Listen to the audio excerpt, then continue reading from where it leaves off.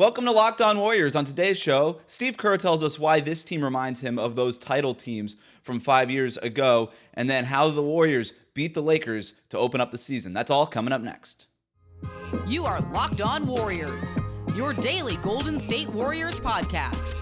Part of the Locked On Podcast Network, your team every day.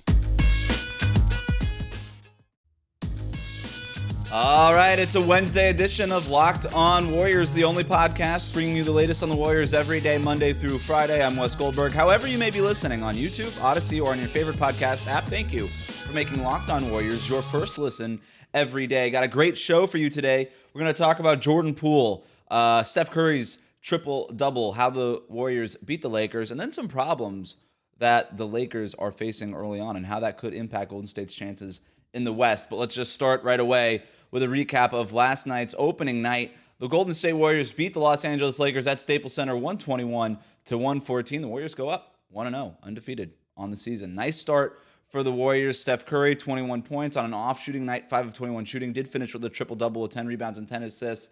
But what really stood out to me with how much Steph was struggling was the support that he got. And Connor Letourneau from the San Francisco Chronicle joined me on yesterday's show, and to talk about the biggest questions we had facing the Warriors this season. And my biggest question was whether or not this supporting cast would be enough to support Steph Curry as this team tries to return to the postseason. And based on last night, that was an overwhelming yes. Not to make too much of one game, but this team looks like it is playing with chemistry, that it is playing with flow. The development of guys like Jordan Poole and Juan Toscano-Anderson and some of these new guys, Nemanja Bjelica, Andre Iguodala returning, Otto Porter. I mean, they just have now strength in numbers, which, if you're a Warriors fan, is a really good thing to hear. Steve Kerr was asked about this after the game. Here's what he had to say about this group. It just feels like 5-6 years ago when we just had guys up and down the roster who could play. We've got guys who are injured who can play. So I think we're really deep. You think about Clay and James coming back at some point. We played all 12 guys. Gary played 7 seconds, made a steal, made a great play. He's going to make an impact on our team. So the whole key when you have that situation is everybody's got to just commit and understand. Tonight might be one guy's night, and tomorrow might be somebody else's. And as long as everyone commits and is all in, then we got a chance to really be good. So that was Steve Kerr, obviously, after the game. And look, the Warriors needed that support. You looked at what the Lakers were doing. LeBron James, 34 points. Anthony Davis, 33 points. A top-heavy Lakers group, but led by LeBron and Anthony Davis, who are both playing at an MVP level. And Steph, who we think is going to be in that MVP mix, not really playing at that level. And yet, the Warriors managed to hang around. And you're watching that game, and maybe you're on social media, or maybe you're on Twitter during that game, and how many tweets did you see about how are the Warriors still in this? How are the Warriors still in this? And there's several reasons why. I mean, number one, they went to the free throw line 30 times, went 25 of 30 from the stripe, 83.3%, compared to what the Lakers did from the free throw line, 9 of 19, 47%. I mean, that was a big swing point in the game. But the Lakers were getting it done in transition, 20 fast break points for them, but the Warriors were beating them in the paint, 46 points in the paint to 34, despite LA's advantage in size, which seemed early on to maybe be the tipping point in that game. I thought that the Warriors were having a really tough time dealing with the size, but maybe it's just the drama, the jarringness of Anthony Davis just swooping over Kevon Looney and other guys, basically unencumbered to just get to the basket, and guys like Dwight Howard getting rebounds and things like that. But the Warriors won the rebounding battle. They won the points in the paint battle, and it's by a group effort. And that's part of what Steve Kerr is talking about. Yes, LeBron James, Anthony Davis, 30-plus points apiece, but nobody else on the Lakers scoring in double digits. Meanwhile, in Golden State, 21 points, like I said, on an off-shooting night for Steph, but you get 20 points from Jordan Poole, 12 points from Andrew Wiggins, 15 from Nemanja Bjelica, 12 from Andre Iguodala, 15 from Damian Lee, who played 29 minutes off the bench and had a nice night for them, obviously. You get nice contributions from a guy like Gary Payton, who played 7 seconds and recorded a steal. You're getting contributions from up and down that roster. And that is that strengths and numbers approach. And that is what Steve Kerr is talking about when he discusses, that being reminded of, 5 years ago during those finals runs of, hey, yeah, you've got Steph, Clay, later on Kevin Durant arrives, you've got Draymond, but, you've got centers who can contribute like Looney, Bogut, Pachulia, David West, you go down the list. You've got other guys like Iguodala, Sean Livingston, at different points, Leandro Barbosa. I mean, you've just got guys coming off of that bench and swarming other teams and eventually leading to just like this overwhelming feeling. Now, I don't think this Warriors team is that good. Obviously, I don't think any team is going to be that good ever again, or if not for a very, very long time. But with just how deep those guys were. But it was the turning point of the game was not when Steph Curry was playing, but when Jordan Poole was running that offense. Steve Kerr's done a nice job of, Jordan Poole is starting, but staggering Steph and Jordan throughout the game, and then obviously closing halves with them, making sure that one of those guys are on the floor at all times. And last year, the Warriors lost those minutes by an enormous margin when Steph was on the bench. And in that game, they didn't. In fact, they were down down 2, I believe it was, to start the fourth quarter. Steph Curry not in. We know that he comes in that midway point, 6-minute mark of the fourth quarter. Steph Curry not in, Jordan Poole running that offense because of that staggered rotation that we were just talking about. They go from down 2 to up 4 because of Jordan Poole, Otto Porter, Andre Iguodala, Nemanja Bjelica. I mean, just these guys being able to run offense and function in that Warriors type of offense, that Steve Kerr type of offense that we have come to know. And that was, to me, the turning point, because you go from trailing in the game. For most of that game, they were trailing to up 4 by the time Steph Curry checks back in midway through the fourth, giving him a nice little rest and a nice little cushion. Steph had, played 36 minutes, which is about right where they want to be in a primetime game, in a game that they certainly wanted to win. But we talked about Nemanja Bjelica. We talked about Jordan Poole. Going to dive deeper into their games next. But first, let's talk about SweatBlock. Look, there are a few things in life that just aren't fun to talk about, and one of them is excessive sweating. When you're sweating through your shirts for no reason, it's embarrassing. You may know somebody that's personally dealing with this, or maybe you're personally dealing with this. I can tell you that when I speak in public, I can't help but sweat through my shirt. I'm sweating through my shirt right now. But listen, this isn't life and death, and there are much worse problems to deal with in the world. But let's be honest, in the moment, it does feel like it's a big deal, especially if you're speaking in public, or you're on a date, or you're having an important conversation, meeting an important person. Maybe you're interviewing an NBA player or an NBA coach, and you're sweating through your shirt, and you don't want to be embarrassed. Look, this is why I use SweatBlock antiperspirant wipes. SweatBlock is stronger and more effective than the most clinical antiperspirants, and you simply apply it the night before bed, go to sleep, and then next morning you wake up, go about your day without worrying about sweat. It's guaranteed, and I know this is going to sound too good to be true, but I literally only have to use SweatBlock once or twice a week, and it keeps me dry the whole time. No more pitting out, no more picking my shirts based on which one's going to hide the sweat better. If you or someone you love is dealing with this, you have to check out SweatBlock. Get it today for 20% off at sweatblock.com when you use the promo code LOCKEDON, or find it at Amazon and CVS. Thank you for making Locked On Warriors your first listen every day. We are free and available on all platforms. For your second listen, get everything you need from the contender to pretender around the NBA with the ultimate insider NBA season preview, the biggest and most comprehensive season preview you can find wherever you get your podcasts. All right. Jordan Poole, man. Let's go through the stat line here. 20 points on 8 of 18 shooting, 4 of 11 from three-point range, 2 rebounds, 3 assists, a steal, 2 turnovers, was +2 for the game. Didn't play well early on in that game, I didn't think. Was chucking up some ill-advised shots. Didn't really feel like he was playing within the flow of the offense. Felt like he was maybe trying to force it a little bit, trying to build off of a really strong preseason on a primetime game on TNT against the Lakers to open up the regular season. But then I thought in the third quarter, started to settle in a little bit, hit a few really important threes, and then in that fourth quarter, made a bunch of important shots, had a sweeping layup across over Anthony Davis, and really helped put that game away. And I mentioned that important swing that start of the fourth quarter led by Jordan Poole, and that's why he finished with 20 points on 8 of 18 shooting, which isn't awful for a percentage based on where he started in that game, missing a bunch of clunkers. But he was awesome, starting right, giving the Warriors what they need when Steph is on the bench. And look, Jordan Poole doesn't have to be splash brother number 3. He doesn't need to be an all-star this season. He just needs to be able to run the offense when Steph is on the bench. Those minutes that the Warriors were losing when Steph was on the bench were just hampered them so much over the last 2 years, and they just didn't have a presence like Jordan Poole. But Poole now in his third year has emerged. He's done the work, and he really seems to be like a key piece for them going forward. Then there's Bjelica. Okay, 26 minutes. He had 15 points, 11 rebounds, 4 assists, a steal. He was a game high, plus 20. Now, part of that is that the Warriors were bad when Kevon Looney was on the floor. They were -8. Looney, 15 minutes, did not have a good game. Bjelica closes the game.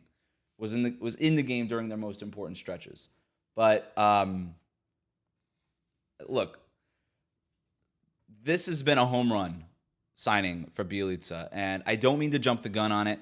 I still think that there are injury concerns, conditioning concerns that could crop up that have plagued him throughout the rest of his career, but he looks the part right now. And that was this is a guy who couldn't get off the bench in Miami last year because of conditioning issues. I don't know if it was the short offseason, even though he didn't really have one because he was part of the lousy Sacramento Kings team and all these things. But I don't know what it was, maybe the pandemic-related season. I don't know what it was, but he couldn't get off the bench for the Heat. He comes to Golden State. He says he's in shape. He says he's in great shape, all these things, and is a key cog in this Warriors rotation. They have never had a floor spacing 5 the way that Bjelica is. They've gone through guys. They've been trying to find a guy like him, Amari Spellman, Dragon Bender, even DeMarcus Cousins to a certain degree. They're looking for floor spacing bigs, and they finally get one on Bjelica. But he's so much more than that. I mean, Draymond Green and Steph Curry have both remarked over the last few days they didn't see the playmaking coming from him. And the 4 assists is so huge. And we go back to Steve Kerr's statement about how this reminds him of this team from 5 years ago. It's not just having dudes who could score, but it's having guys who can pass with an innate natural feel for the game. And that's what Bjelica has. Nobody's ever doubted it. This isn't new. We know he can shoot threes, 1 for 1 from three-point range last night. We know he could pass. He's averaged 3-4 assists over his career. It's just his conditioning, staying on the floor, injuries, stuff like that. But he's on the floor right now. He's playing a huge part for these Warriors. And this is why, by the way, I think when James Wiseman comes back, I don't know what his role is because, put him in for 6 minutes and a half. Bjelica can use those 6 minutes, man. The Warriors are really good, and every minute matters, as we saw last night. This is not where you can just be like, look, let's just, mark off these 6 minutes each half in the name of development. I just don't think you could do that, man. And with the way Bjelica has played, and I know it was a tough night for Kevon Looney. He had a really hard night, really hard time handling the Lakers' size, and really, I thought their speed. He just had a hard time just getting off shots, even though he's 3 of 5. I thought he could have obviously played a lot better. Only had 1 assist, which is pretty low for Looney. Just had a hard time finding guys, finding openings. And then he was taken advantage of defensively a couple times. And Bjelica is not awesome defensively, and there might be times where other teams target that and poke at that a little bit more. But from what we've seen in the preseason on opening night, that's been an awesome signing. And I think Looney is still your starter, but who knows? I mean, there could be a point in time based on a matchup or something like that where Bjelica starts for you.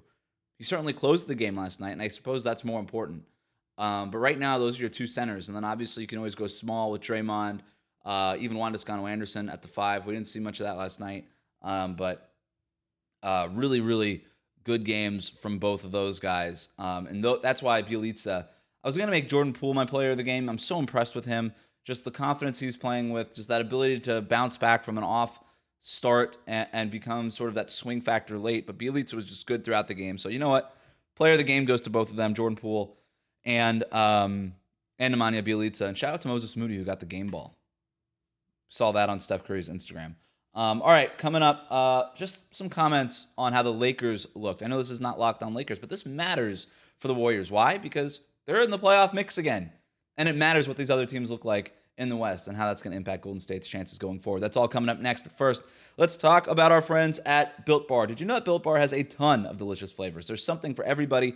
When you talk to a Built Bar fan, they are definitely passionate about their faves. And if you don't know the Built Bar flavors by now, well, you're missing out. They have coconut, cherry barcia, raspberry, mint brownie, double chocolate, salted caramel, strawberry, orange, cookies and cream, German chocolate, And I have a box of all these flavors all the time in my refrigerator. I like to chill them down. It's nice, a refreshing snack packed with protein for after my workouts. Maybe when I'm on my way to the arena, on my way to covering a practice or something, and I just need something quick that I can eat on the go. Built Bar is my go-to. Not only are Built Bar flavors the best tasting, Built Bars are healthy too. Check out these macros: 17 to 18 grams of protein, calories from 130 to 180, only 4 to 5 grams of sugar, only 4 to 5 grams of net carbs. Amazing flavors, all tasty, all healthy. So here's the offer. Go to built.com, use the promo code LOCKED15, and you're going to get 15% off on your order. Again, use that promo code LOCKED15 for 15% off at built.com. Also, let's talk about our friends over at BetOnline. We are back and better than ever. All eyes are on the gridiron and the court as we have opening night in the NBA. And as always, BetOnline is your number one spot for all of the pro, college football, and basketball action this season. With a new updated site and interface, even more odds, props, and contests, BetOnline continues to be your number one source for everything football and basketball. Head to the website or use your mobile device to sign up today to receive your 50% welcome bonus on your first deposit when you use the promo code LOCKEDON. From football, basketball, boxing, right to your favorite Vegas casino games, don't wait to take advantage of all the amazing offers available for this 2021 season. BetOnline is the fastest and easiest way to bet on all of your favorite sports. It's BetOnline, where the game starts. All right, briefly going to talk about the Lakers here. And to me, the number one takeaway has to be Russell Westbrook and just how lousy he looked. LeBron James, 34 points on 13 for 23 shooting, 11 rebounds, 5 assists, a steal, a block. Anthony Davis, 33 points on 15 for 26 shooting, 11 rebounds, 2 assists, a steal, 2 blocks. They were awesome. And they were dominating that game. And I know we're going to give a lot of credit to the Warriors and that deep bench and the rotations that Steve Kerr played. Jordan Poole, Bjelica, Damian Lee, Otto Porter, Andre Iguodala, all these guys deserve a ton of credit. But I thought the Lakers also partly lost that game. And I thought they lost that game because they had to play Russell Westbrook. And he was terrible. 8 points on 4 for 13 shooting, 4 assists, 5 rebounds, 4 turnovers. Couldn't make a three. He was 0 for 4. Didn't get to the line. Was a minus 23. And there was a good chunk of that game where everybody, like I said, the Lakers were leading most of that game. It looked like they were going to win that game. Like I said, we were tweeting during how are the Warriors even still in this? Because the Lakers looked so good. They looked good when Westbrook was not on the floor.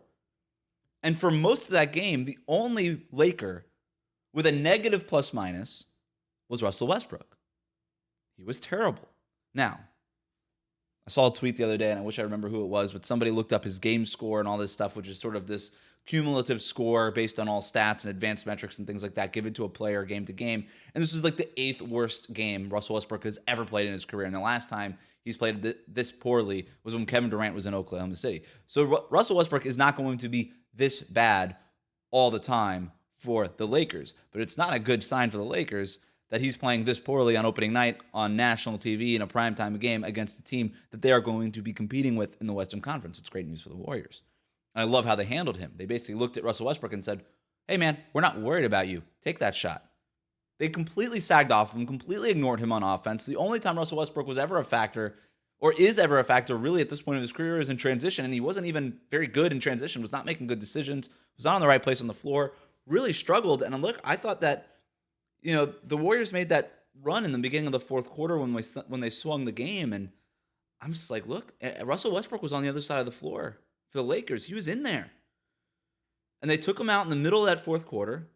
The Lakers fought back a little bit, made it a game again. But Frank Vogel has to play his guys.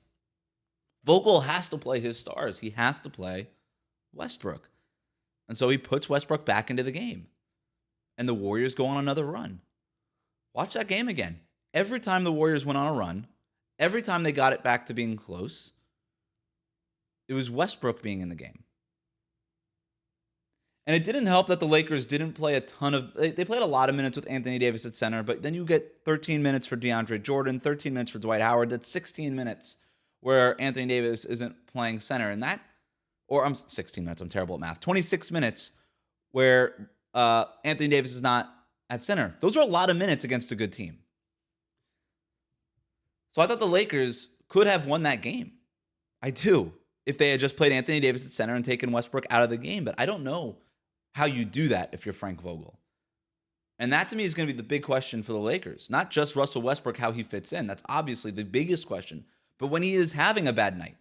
Because with Westbrook, we know it's sort of one way or the other, right? He could dominate a game and win you a game. He's an innings eater in the regular season. But against top competition with a playoff-like atmosphere like this had, we've seen Westbrook's limitations in these type of situations. Will Frank Vogel be able to bench Westbrook at the end of the game when he needs to? I don't think he can. This is the guy LeBron and Anthony Davis wanted to play with. So it's going to be up to LeBron to figure it out, figure out how to use Westbrook, and for Westbrook to buy in, and figure out some way to impact the game when the ball is not in his hands. Because when he's shooting 4 for 13 and 0 for 4 from three-point range, the ball shouldn't be in his hands. So not a great start for the Lakers. I think a really dispiriting loss if you're a Lakers fan. Obviously a great win if you're the Warriors fan, and that's what we care about here.